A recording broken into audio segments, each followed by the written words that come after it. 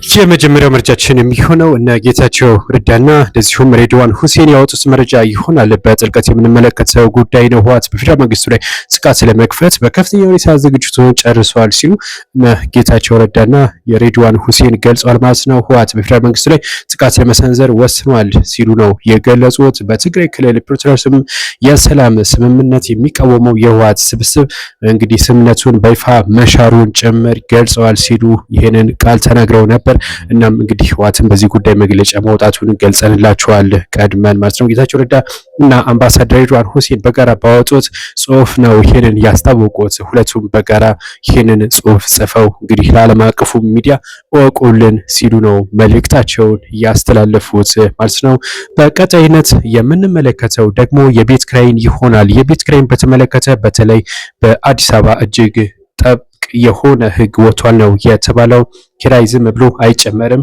አከራዮች በራሳቸው ፍላጎት ብቻ የቤት ኪራይ ዋጋ መጨመር አይችሉም ሲሉ ቤቶች ልማት አስተዳደር ቢሮ ነው ይህንን ይፋ ያደረገው። ይህ የሚሰራው ደግሞ ለአዲስ አበባ ብቻ እንደሆነ ታውቋል። የቢሮው ኃላፊ መቅደስ ወልደ ጊዮርጊስ ከኤኤምኤን ጋር ባደረጉት ቃለ ምልልስ የገለጹት ቤት ኪራይ በሚጨምሩበት ወቅት የፌዴራል መንግስቱ ማወቅ አለበት ሲሉ ነው የገለጹት ማለት ነው። አያይዘውም እንግዲህ ሙሉ ለሙሉ ከተማ ያሉትን አከራዮች በዲጂታል ሲስተም ለማስገባት አቅደን እየተንቀሳቀስን ነው የምንገኘው። እስካሁን 500 የሚሆኑ ቤቶች በዚህ ውስጥ ተካተዋል ሲሉ ገልጸዋል። ከነዚህ መካከልም ደግሞ በዋናዎቹ ወደ ተግባር ተገብቷል የተባለው መንግስት ይህንን አከራይ ተከራይን ችግር ለመፍታትም በአመት አንድ ጊዜ ግምገማ ያደርጋል ሰኔ 30 ማለት ነው።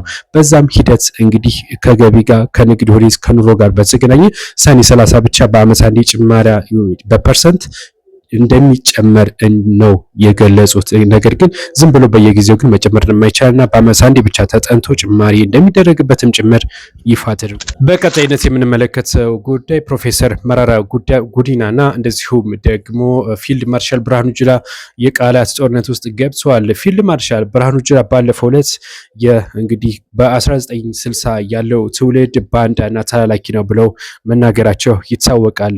ቪዲዮን ጋብዛችኋለሁ። ነገር ግን ፕሮፌሰር መራራ ጉዲና ደግሞ የኦፌኮ እንግዲህ ዋና ፕሬዚዳንቱ የፖለቲካው አመራር ማለት ነው። እሳቸው ምንድነው እያሉት እናንተ አይደል የ1960ው ትውልድ እኮ አሁን ያለው 4 ኪሎ ቤተ መንግስት ነው።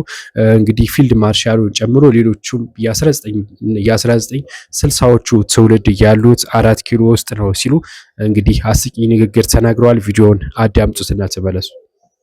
አይሆንም። የ1960ዎቹ ትውልድ ማለት የዛሬ ጽምዶ ማለት የሁለቱም ቪዲዮ የዛን ዘመን ትውልድ ማርክሲዝም ሌኒን። በቀጣይነት የምንመለከተው ደግሞ የአሜሪካና የኢራንን ስምምነት ይሆናል። አሜሪካና ኢራን በጄኔቫ የሚካሄደውን የቡድን 7 G7 ሀገራት ስብሰባ ላይ ስምምነት ላይ ሊደርሱ ይችላሉ ሲል ብሉምበርግ ነው ይህንን ያስነበበው። እንግዲህ የመግባቢያ ሰነድ ኦልሬዲ ይፋ ሆኗል። እናም እንግዲህ የሆርሙዝ የባህር ሰርጥ ሙሉ ለሙሉ ይከፈታል። እንደዚሁም የነዳጅ ማዕቀቦች ይላላሉ ወይም ደግሞ ይነሳሉ። የአሜሪካ ለኢራን የመልሶ ግንባታ $300 ቢሊዮን ትሰጣለች።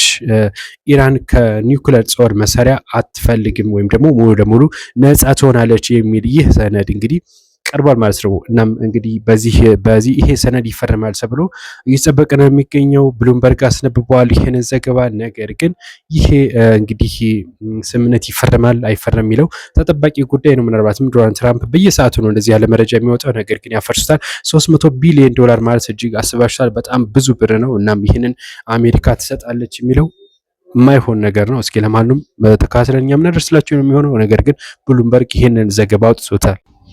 አሁን በተሰማ መረጃ ደግሞ እንደዚሁ የጌታቸውና እንደዚሁም የሬድዋን ሁሴን ንግግር አስመልክቶ ኤርትራም ምላሽ ሰጥታለች። የኤርትራ የማስታወቂያ ሚኒስተር የማነ ገብረ መስቀል ሁለቱ አካላት ላይ ምላሽ ሰጥተዋል። ብሔራዊ መረጃ ደህንነት አቶ ሬድዋን የደህንነት ዋና ዳይሬክተር አምባሳደር ሬድዋን ሁሴንና በኤርትራ መንግስት ላይ ያቀረቡት ከባድ ክስ ተከትሎ ኤርትራው ማስታወቂያ ሚኒስትር አቶ የማነ ገብረ መስቀል ቅሬታቸውን ገልጿል የተባለው። ይህንን ክስ ተከትሎ አቶ የማነ ገብረ መስቀል በትዊተር ገጻቸው ላይ ባሰፈሩት ምላሽ ኢትዮጵያ ባለስልጣናት ንግግር በሐሰት ማታለልና በተሳሳተ መረጃ የተሞላ ሲሉ አጣጥለውታል የተባለው። እንደሚታወቀው እንግዲህ ኤርትራና የኢትዮጵያ ባለስልጣናት በከፍተኛ ሁኔታ እንደዚህ ያለ ቃላት ሰጣ ገባ ውስጥ ይገባሉ። ይሄ የመጀመሪያቸው አይደለም።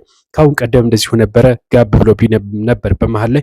አሁን ደግሞ እንደ አዲስ ያው ተባብሶ ቀጥሏል። በትግራይ ክልል ካለው ወቅታዊ ሁኔታ ጋር በተገናኘ ነው። በመጨረሻም የኤርትራ ማስታወቂያ ሚኒስትር በአሁኑ ወቅትም በቀጠናው ለሚታየው አለመረጋጋት መንስኤ ኢትዮጵያ መንግስት ካለፈው ታህሳስ ወር ጀምሮ እያራመደ ያለው የባህር በር መሻት የከፈተው የጠብ አጫሪነት ንግግር ነው ሲሉ ነው እንግዲህ የገለጹት ማለት ነው። በኢትዮጵያና እንግዲህ በጌታቸው ረዳም እንደዚሁ ትችት አቅርበዋል። የኤርትራ ማስታወቂያ ሚኒስትር እንዲታያችሁት የሁለቱ አካላት